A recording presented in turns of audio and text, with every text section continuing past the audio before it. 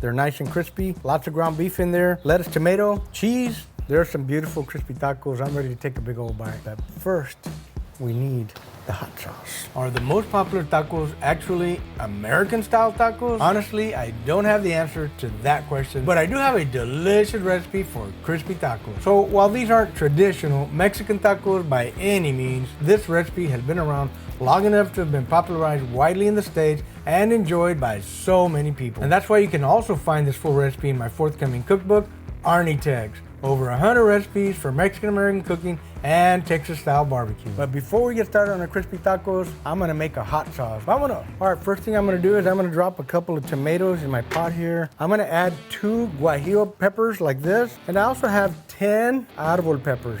2 garlic cloves, 1, 2. Most of the hot sauces that I like, I notice in the ingredients that they mention carrot. Also gonna need a little bit of onion. So I'm gonna fire this up and add some water so we can bring up the ingredients and the water to temperature all at the same time. So we're boiling, we're going hot and fast already. It doesn't take but a couple of minutes. So we're gonna go ahead and set it aside over there and let it just sit in that hot water for about 15, 20 minutes.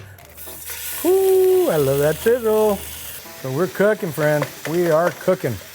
This is at the point where I like to add my seasoning. Now, there's all kinds of stories about how the crispy taco was invented, where it came from. As near as I can tell, it started in California. Taco Bell is the one that has popularized it the most. We're just about done cooking our ground beef. Gonna add a little bit of salt is a starting point. And I also want to put a teaspoon of vinegar.